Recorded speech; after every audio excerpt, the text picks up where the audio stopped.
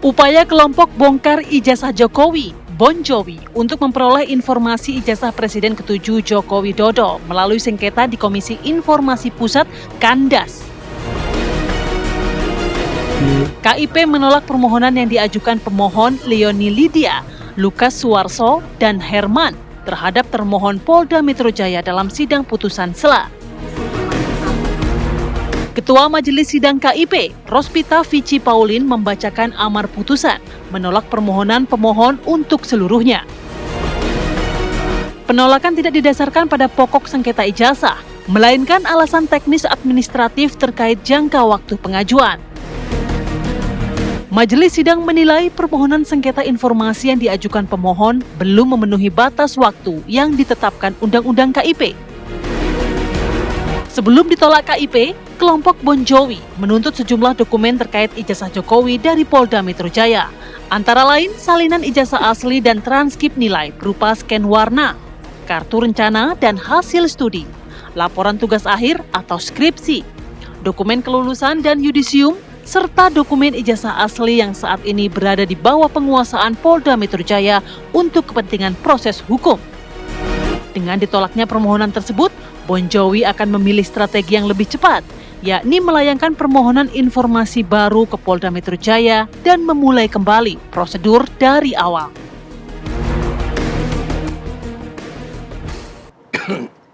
Jadi turunan dari permasalahan keaslian ijazah dari Jokowi cukup banyak, termasuk permohonan untuk melihat dokumen ijazah tersebut, begitu ya. Sekali lagi kami tegaskan bahwa penolakan dari KIP ini tidak didasarkan pada pokok sengketa ijazah, tapi alasan teknis administratif terkait dengan jangka waktu pengajuannya. Nah, itu dia ya. Kita melihat bagaimana respon dari masing-masing pihak terkait hal ini ya, Zah. Pagi hari ini sudah ada narasumber yang sudah hadir bersama kami. Ada Bang Ade Darmawan, Sekjen Peradi Bersatu. Assalamualaikum, selamat pagi. Waalaikumsalam, Mbak Rati dan Mas Reza. Iya, hadir juga bersama kami ada Muhammad Riyandika, analis politik Universitas Bakri. Selamat pagi. Selamat pagi Mas Andika. Lalu bersama kami bergabung juga melewati sambungan Zoom ada anggota Bon Jovi, Bang Lukas Suwarso. Selamat pagi Bang Lukas. Selamat pagi, maaf belum bisa hadir di studio. Ya, nggak apa-apa. Waktunya saya mau langsung ke Bang Lukas nih Bang. Melihat dari KIP menolak permohonan sengketa ijazah Presiden Joko Widodo, ini kalau kita mengutip pernyataan dari Ketua Majelis Hakim, amar putusan memutuskan menolak permohonan pemohon untuk seluruhnya. Majelis menilai permohonan sengketa yang diajukan para termohon belum memenuhi jangka waktu atau batas waktu agar sengketa informasi bisa diajukan ke publik. Tanggapan dari Bon Jovi seperti apa, Bang? Ya, itu cuma putusan sela, Mbak. Jadi itu prosedur yang biasa di proses persidangan KIP itu, bahwa kita harus ada prosedur-prosedur di mana sesuai dengan limit waktu. Ya. Jadi perlu saya jelaskan kenapa ada putusan sela ini. Jadi putusan yang murni teknis administratif, jadi tidak ada substansi sama sekali. Kalau saya boleh mengibaratkan, ibarat kita mau nonton konser, kami Bon Jovi datang 2 jam atau sebelum acara konser, jadi belum dibuka khusus untuk konsernya Polda Metro Jaya belum dibuka, jadi kami diminta untuk datang lain waktu begitu. Jadi itu saja, jadi betul-betul murni teknis. Jadi saya kisahkan sedikit ya kenapa ini terjadi. Jadi kami Bon Jovi, bongkar ijazah Jokowi itu mengajukan surat permohonan informasi publik ke Polda Metro Jaya pada tanggal 27 Agustus bareng bersama-sama dengan 4 lembaga lain, UGM, KPU Pusat, KPU Jakarta, dan KPU Solo. Nah, tapi dari Polda Metro Jaya itu setelah kami layangkan surat permohonan per tanggal 27 Agustus, sama sekali tidak ada respon. Nah, kemudian lebih dari sebulan kemudian, kami kirimi surat lagi sebagai prosedur formal. Tanggal 2 Oktober, jadi lebih dari sebulan setelah surat permohonan pertama, kami layangkan lagi surat, proses surat keberatan menyangkut hal itu, tidak adanya respon itu. Kemudian tidak ada tanggapan lagi, tidak ada respon.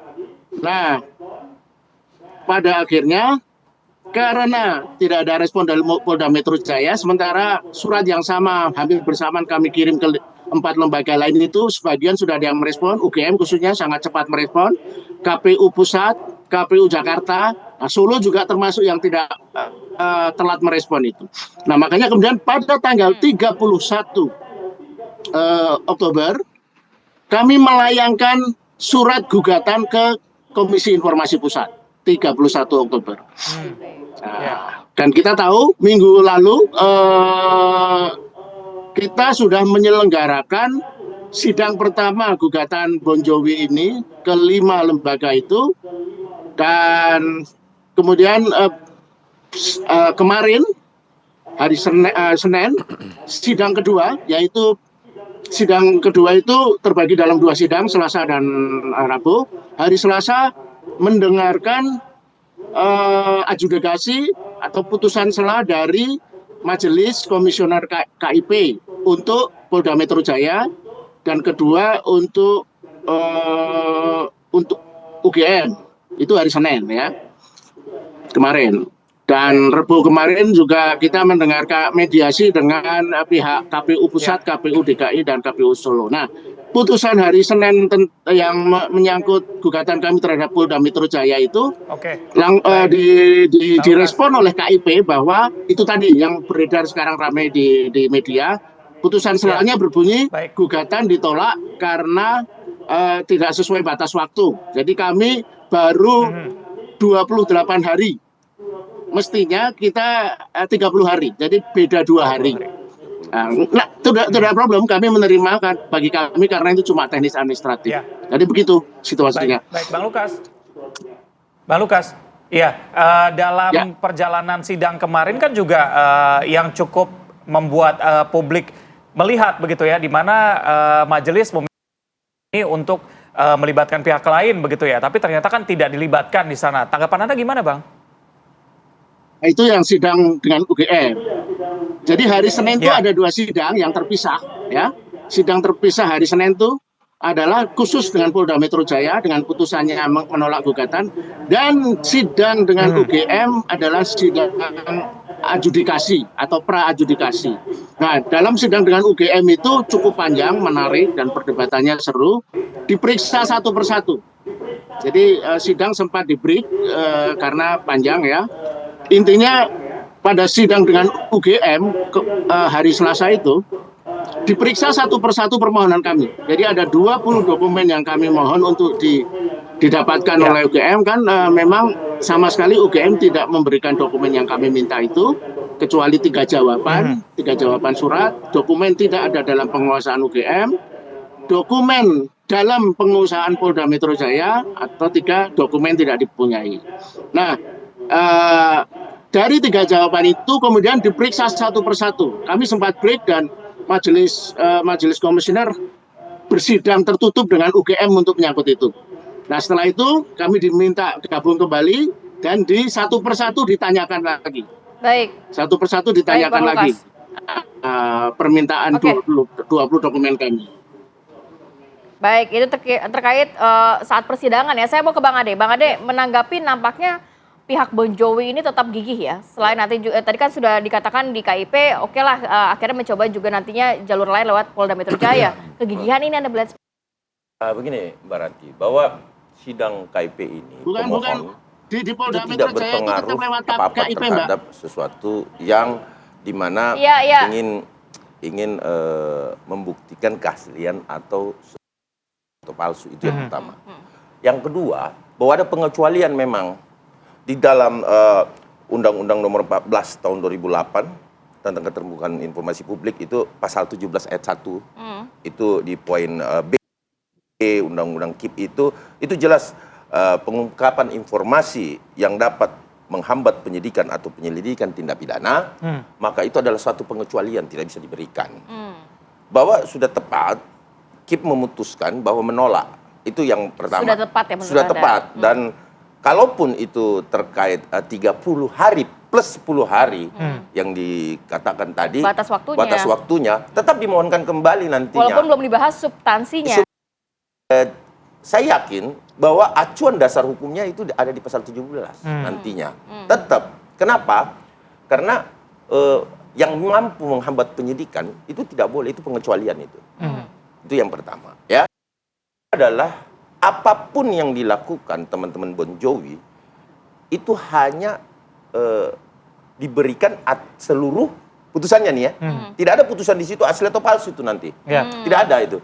Bahwa diberikan bagian. Bunyinya atau sama sekali tidak diberikan. Nah, itu aja itu Kip. Nah, ini kan mencari data. Berarti apa yang mereka tuduhkan, ya kelompok Roy Suryo CS, kalaupun ini berkaitan dengan, nah hadir juga beliau di sana kan. Nah, apapun yang dituduhkan berarti itu tidak berdasar dong. Kenapa? Karena mereka tidak memiliki dokumen itu.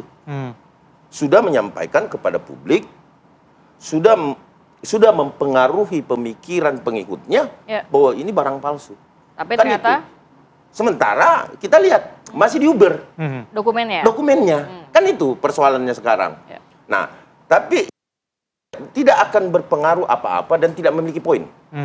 Tidak memiliki poin terhadap pemeriksaan yang dilakukan Polda Metro terkait penghasutan, terkait penghinaan, terkait yang lain.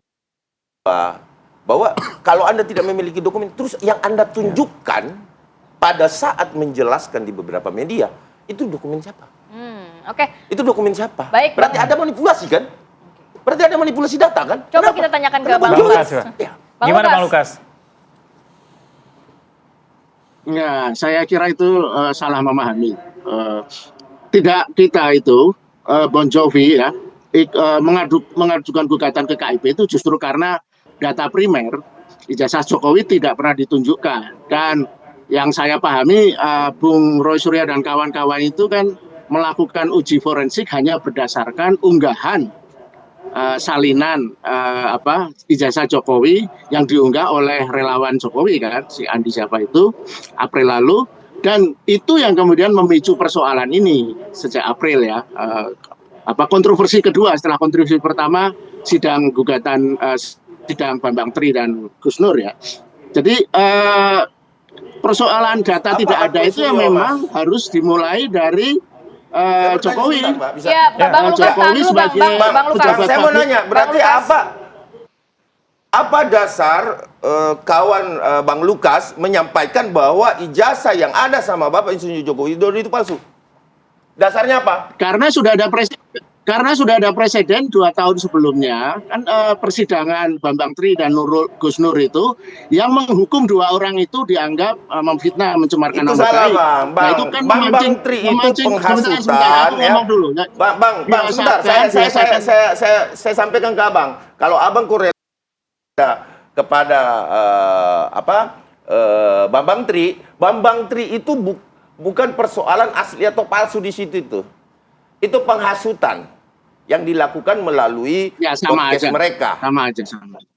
Berbeda. Tapi itu soal ijazah juga. Pasal itu berbeda. Dia 160, 28 ayat 2. Itu juga yang kami laporkan kepada Polda Metro terkait yang dilakukan Roy Suryo CS. Itu Bang.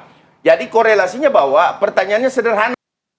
Saya cuma mau bertanya, apa dasar menjustifikasi Bapak Insinyur Joko Widodo ya menggunakan ijazah palsu dalam Pilpres? Oke, tahan dulu, tapi kita akan nanti dijawab saat lagi ya. Tetap bersama kami di Apa Kabar Indonesia Pagi. Ya, kita langsung ke Mas Lukas. Kalau berbicara tadi dikatakan apa justifikasi bahwa ijazah yang digunakan saat Pilpres itu palsu? Saya menyambung tadi pernyataan dari Bang Ade. Boleh dijawab dulu? Itu sebenarnya yang bisa menjawab kan Roy Suryo dan kawan-kawan, karena kami memang tidak masuk wilayah itu. Palsu asli atau palsu bukan wilayah kami. Jadi kami itu melakukan penelitian dan gugatan menggunakan mekanisme proses Komisi Informasi Publik itu ilmiah ya, berbasis bukti, bukan berbasis opini. Jadi harus dibedakan proses kami mengajukan data-data itu justru agar untuk memastikan apakah ijazah itu nanti asli atau palsu. Kami menunggu sampai data-data itu terkumpul dulu. Jadi saya tentu tidak akan masuk pada wilayah itu kami Bon Jovi. Jadi baik. Kalaupun ada opini pribadi ya, kadang saya atau beberapa anggota Bon Jovi lain itu hanya soal ini aja lah, aspek sosiologis politik saja lah. Artinya kita semua pasti bertanya-tanya ya, kenapa Jokowi tidak segera menyampaikan data ijazah itu kalau asli itu aja. Oke, saya ke Mas Andika. Ini kan bisa dibilang kalau tadi Rati bilang lebih dari 1 juta episode begitu ya, sudah bergulir kemana-mana, kasusnya juga berkembang ke bawah begitu ya. Anda melihat bagaimana ini mempengaruhi perspektif publik juga terhadap pejabat publik kita begitu ya, bagaimana mereka melihat ini gitu Mas? Atau juga mungkin ada yang menjaga narasi ini tetap berjalan gitu Mas? Saya melihat ingin dari kacamata yang lebih luas ya, bahwa jangan melihat isu ini semata-mata sebagai serangan politik terhadap individu. Dalam hal ini Pak mantan Presiden Jokowi. Tetapi kita bisa tempatkan isu ini sebagai refleksi bagaimana ada pertanyaan publik yang belum bisa dijawab oleh sistem demokrasi kita. Jadi kalau yang sudah berjalan gitu ya terkait dengan ijazah Pak Jokowi apakah palsu atau asli ketika mencalonkan diri sebagai presiden, ya sebaiknya menurut saya itu dipindahkan dari ranah opini ke ranah hukum, gitu ya, dari teater opini ke teater hukum, sehingga nanti lebih banyak bicaranya tuh di pengadilan, dan pengadilanlah yang mendefine mana yang benar, mana yang salah. Setelah itu selesai. Tetapi tentu kita tidak boleh melupakan hikmah dari isu ini gitu, bahwa memang masih ada regulasi-regulasi tentang kepemiluan kita yang perlu diperbaiki. Ya, apakah nanti dalam undang-undang pemilu wajib ada secara tegas pihak KPU ataupun pihak-pihak yang lainnya untuk memverifikasi, bukan hanya menerima dan memeriksa, tapi memverifikasi keabsahan ijazah dari calon presiden dan calon wakil presiden ataupun calon legislatif. Sehingga isu ini harus ada manfaatnya juga bagi perbaikan demokrasi kita ke depannya melalui perbaikan undang-undang pemilu yang lebih tegas dalam memverifikasi dokumen-dokumen yang terkait dengan para pejabat publik nantinya. Oke, Mas Andika, ini yang juga jadi perdebatan adalah sebenarnya ijazah ini masuk ke dokumen pribadi atau publik begitu ya, kalau terlibat dengan pejabat negara. Karena diskusi ini cukup panjang dan menjadi perdebatan juga di antara kedua belah pihak. Ya, kalau kita lihat dari kasus negara lain terkait dengan dokumen pribadi, ada yang memang mengatakan ijazah yang di dalamnya itu ada informasi-informasi pribadi itu sebagai data pribadi yang tidak bisa dibuka kecuali ya memang ada putusan pengadilan yang membolehkan untuk membukanya. Gitu. Ada juga yang standarnya lebih luas, lebih luas ya. Seperti Jepang misalnya. Itu ketika pejabatnya ada semacam permohonan atau aspirasi publik untuk bisa membuka dokumen terkait dokumen pribadinya, maka secara etika pejabat tersebut otomatis langsung ada willingness untuk menutup keresahan publik ini gitu. Jadi tergantung pendekatan mana yang mau diambil. Kalau kita lihat kan yang terjadi di hari ini adalah dua belah pihak sama-sama punya keyakinan, sama-sama punya dasar lah, bukan keyakinan ya. Dasar yang satu ini asli, yang satu ini palsu. Sama-sama memiliki dasar. Ya kalau seperti itu ya harus dibawa ke ranah hukum, bukan ranah publik, bukan ranah opini lagi. Karena kalau ke ranah opini terus, ya persepsinya menjadi liar. Dan pihak yang menurut saya memiliki kewajiban secara hukum untuk bisa menyelesaikan masalah ini adalah institusi pengadilan. Mas Andika, ini kan sudah terjadi sejak Pak Jokowi masih menjabat menjadi presiden, sampai sudah purna tugas lah ibaratnya. Tapi kok masih ada mungkin narasi-narasi yang beredar, kemudian juga masih ada rasa ingin tahu publik terhadap ijazah Jokowi ini. Anda melihatnya lebih kemana? Iya, kalau saya coba menggunakan teori politiknya ada post presidential harassment gitu. Apa itu, Mas? Memperkarakan mantan presiden. Gitu. Jadi memperkarakan dalam arti? Kasus-kasus memperkarakan mantan presiden itu banyak terjadi di berbagai macam negara, ya, baik motifnya untuk mendelegitimasi atau motifnya untuk balas dendam politik dan lain sebagainya. Tetapi memang itu terjadi di banyak negara. Tetapi sayangnya itu kejadiannya banyak di negara-negara Afrika gitu ya. Nah, saya sendiri melihat bahwa Indonesia janganlah terjebak kepada siklus seperti itu gitu ya. bahwa apa yang kurang dari praktik demokrasi kita yang sebelumnya itu harus menjadi pembelajaran untuk pembenahan sistem demokrasi kita ke depannya, gitu ya. Di sisi lain memang motif-motif politik ya pasti sudah masuk ke dalam lingkaran isu ini. Tetapi saya mengajak kepada semua pihak yang sedang terlibat dalam isu ini melihat objektif yang lebih luas. Bagaimana ke depannya bangsa ini demokrasi bisa lebih mapan, bisa lebih bagus dan tidak seperti kejadian-kejadian di negara-negara tetangga gitu ya. Oke, ini kan dilihat oleh publik ya, semua menunggu, semua belajar tentang hal ini begitu. Bang Ade, Anda melihatnya gimana? Apakah kasus ini juga bisa menjadi percontohan terhadap yang berikut-berikutnya begitu? Kalau tadi bisa dikatakan menyerang mantan presiden yang sudah purna tugas begitu? Ya, jadi kalau kita melihat Mas, bahwa ada ketakutan Bapak Insinyur Joko Widodo yang sering kita lakukan perbincangan sama beliau ya, bahwa ketika ini tidak dibawa ke ranah hukum, maka niscaya akan timbul tuh nanti ketika seorang sudah mantan gubernur, bupati, itu diungkit. Dan ini akan menjadi presiden buruk. Oke, berarti ada keyakinan dari pihak Pak Jokowi bahwa menunjukkan ijazah ini tidak akan menyelesaikan masalah dan itu akan membuat di wilayah-wilayah daerah ya, baik itu gubernur, wali kota, bupati, itu akan terjadi presiden buruk seperti ini. Yang tidak akan berhenti. Terus-menerus ketika paslon yang kalah dalam Pilpres, ini kan paslon kalah semua nih yang berbuat ini. Paslon yang kalah akan tidak berhenti melakukan menjadikan budaya. Oh, ijazahnya palsu, dicari-cari itu. Nah, inilah yang kita tidak mau terjadi di bangsa kita. Sebenarnya supaya itu tidak terjadi, Bang Ade, menurut saya itu pembenahan sistem. Ya, pembenahan sistem politik kita, pembenahan sistem kepemiluan kita. Bagaimana KPU jadi sudah clear di melibatkan awal, ya, misalnya Bang Ade nyapres dari kampusnya menggunakan ijazah. Bisa KPU melibatkan dulu memverifikasi kepada kampusnya Bang Ade secara transparan kepada publik supaya tidak berulang-ulang ke depannya. Tetapi dalam kasus Pak Jokowi, Bang Ade, kalau saya boleh berpendapat, Pak Jokowi ini kan levelnya sudah negarawan, gitu ya. Dan sebenarnya langkah hukum itu memang jadi satu opsi, tetapi di luar langkah hukum itu juga bisa menjadi solusi dari hiruk pikuk yang ada. Seperti? Gitu ya. Kalau saya lanjutkan, kalau narasi itu tidak berdasarkan kebencian, betul. Itu motifnya jangan sampai ada harassment. Harassment itu membuat seseorang tuh merasa jatuh, merasa malu. Tujuannya bukan itu. Berbeda. Berbeda. Nah, inilah saya sepakat bahwa kemudian untuk membangun bangsa bernegara ke depan memang sistem. Tetapi saya rasa rangkaian sistem kita sudah bagus sebenarnya, termasuk KIP tadi. Bahwa rangkaian persidangan yang sudah dilalui kawan-kawan, monggo silakan. Tapi ingat, saya warning bahwa itu bukanlah menentukan keaslian atau palsunya satu ijazah. Oke, terakhir Bang Lukas, singkat saja Bang.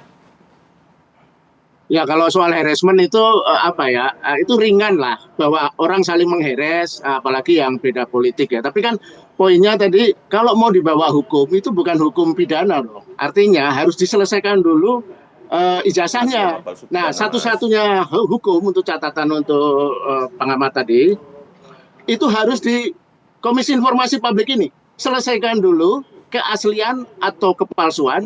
Nah, kalau keasliannya sudah terbukti, baru monggo digugat fitnah dan sebagainya. Ini kan repot. Ada masyarakat, anggota masyarakat punya rasa ingin tahu, menyampaikan opini, tapi langsung dibawa ke pengadilan, mau dipenjara. Ini persisnya negara Afrika yang sampean sebut tadi. Jadi negara demokrasi tidak melakukan ini. Jadi pilihannya Jokowi itu ada dua sebenarnya. Kalau dia hanya merasa terganggu, ya sudah biarkan aja. Nanti mungkin 5 tahun, 10 tahun hilang ya. Karena rasa ingin tahu publik ini kan kayak isunya jadi kayak isu infotainment. Narasinya demokrasi, jangan dipotong. Tetapi kebencian, jadi, Pak Lukas. Ini selebritis, jadi Pak Lukas yang bukan demokrasi, Pak Lukas. Pak Lukas itu narasi kebencian. Jokowi tidak. Kan Pak Lukas mantan relawan nih.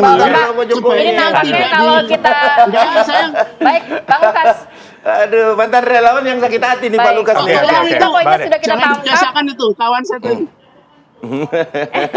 Nampaknya dalam satu sesi dialog ini nggak cukup nih. Mungkin adalah pengadilan di Baik. Komisi Informasi Publik, itu poinnya. Demokrasi seolah-olah, Anda demokrasi seolah-olah, Bang Lukas. Demokrasi seolah-olah. Baik, terima kasih banyak Bapak-Bapak. Nanti kita melihat akan seperti apa ujungnya kasus ini ya. Terima kasih Pak Lukas, kemudian juga Mas Andika dan juga Bang Ade sudah hadir pagi hari ini. Sehat selalu. Assalamualaikum.